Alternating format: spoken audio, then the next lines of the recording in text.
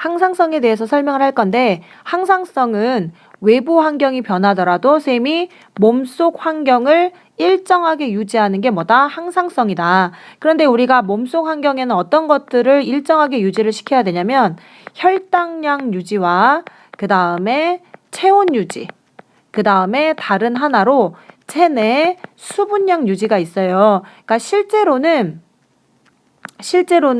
우리가 굉장히 항상성의 종류는 다양하지만 중등부 때 다뤄지는 항상성 유지에는 혈당량 조절 작용과 체온 조절 작용과 체내 수분량 유지하는 작용, 이 세 가지를 설명할 건데 일단 우리가 이런 항상성을 조절하는 그 중추에는 즉 신경계와 뭐가 있다? 호르몬이 있다.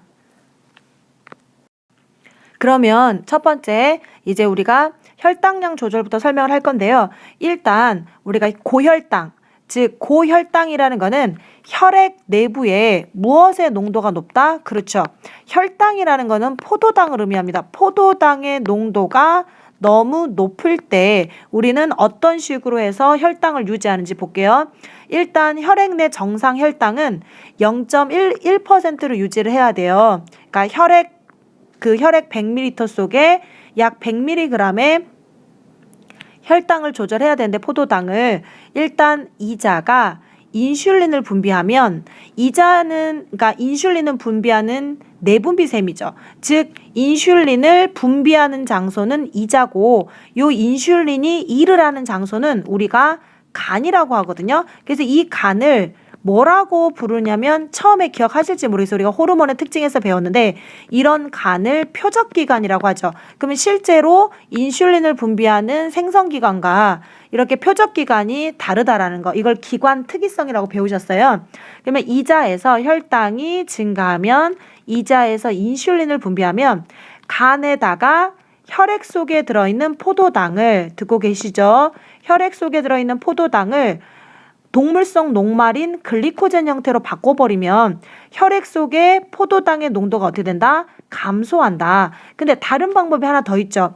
세포로 하여금 이 포도당을 분해시켜서 사용해버리게 하는 거죠. 즉 포도당의 산화라고 하는데 이렇게 하면은 혈당이 어떻게 된다? 감소한다. 그러면 우리가 혈당이 그러면 너무 낮아졌을 때는 이번에는 이자에서 무엇을 분비한다?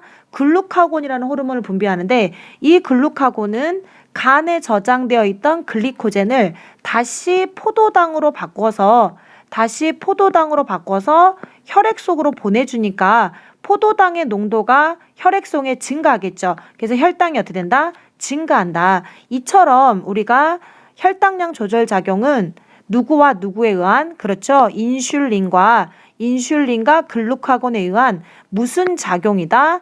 길항작용이다 라고 했습니다. 그래서 이 길항작용은 여러분들이 아마 이해를 하셔서 외우시는 게 아마 굉장히 쉬우실 거예요.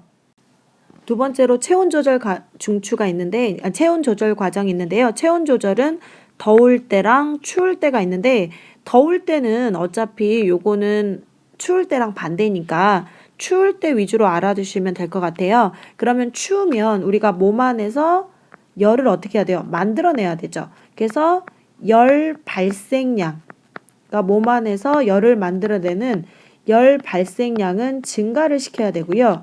그 다음에 몸 밖으로 열이 빠져나가는 거는 막아야 되겠죠. 그래서 열 방출량. 그런데 아주 비슷한 표현으로 뭐가 있냐면 열 발산량이 있어요. 발산. 열을 밖으로 빼다.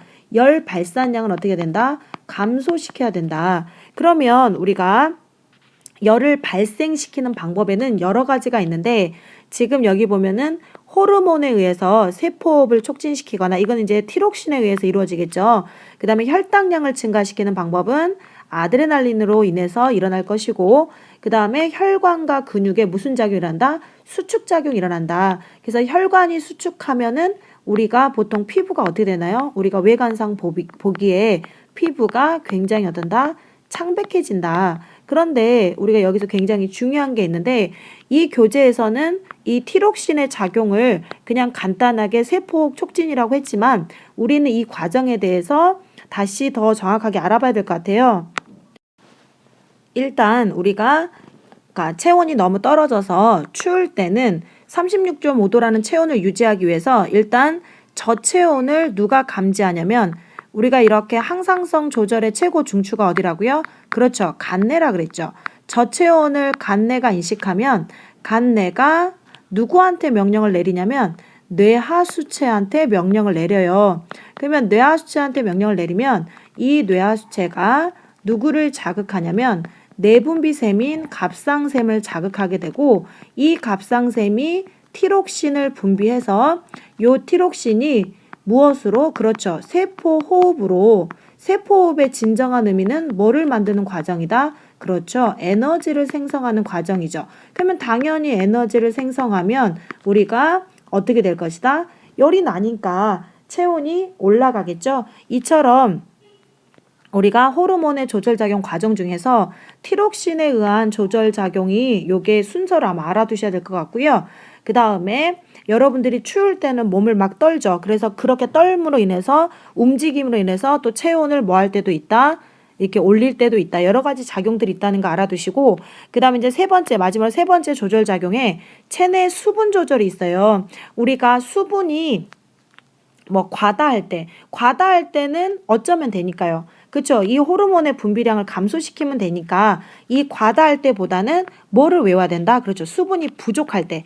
체내 수분량이 부족하면 이것도 마찬가지로 최고 중추는 간내가 되겠죠. 이 간내가 누구한테 명령을 내린다? 그렇죠. 뇌하수체한테 명령을 내린다. 그러면 이 뇌하수체에서 항이뇨 호르몬이 분비되면 항이뇨 호르몬의 표적기관 어디냐면 콩팥이죠. 콩팥에서 정확하게 얘기하면 콩팥의 세뇨관이라는 부분이 있어요.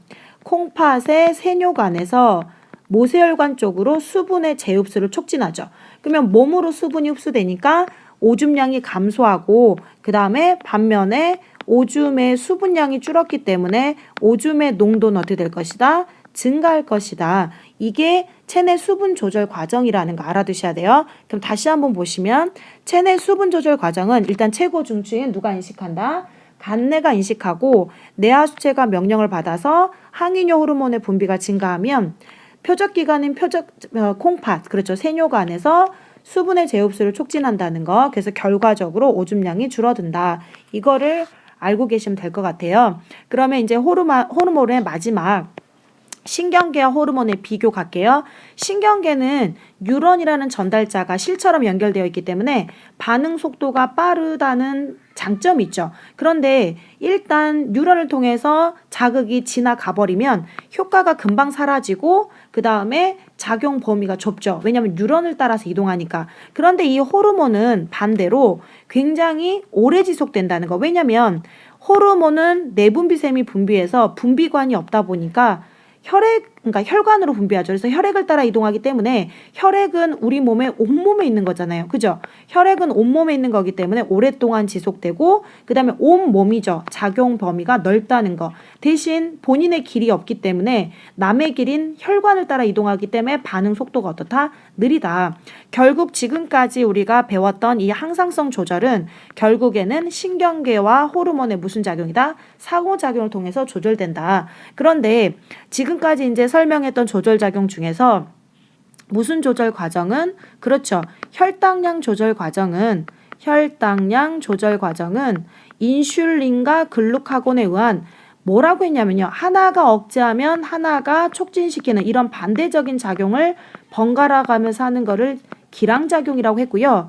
그 다음에 방금처럼 이제 설명했던 우리가 체온 조절 과정이나 그 다음에 수분량 조절 과정은 하나의 호르몬이 과다할지 뭐 이렇게 이제 분비됐을 때 하나의 호르몬이 증가되기도 하고 감소되기도 하고 이렇게 반복적으로 돌고 도는 과정을 우리가 무슨 과정이라고 그러냐면 피드백이라고 해요. 그러니까 이런 피드백 작용이나 기량 작용을 통해서 호르몬의 조절 작용이 이루어진다는 것을 꼭 기억하면 될 것 같아요.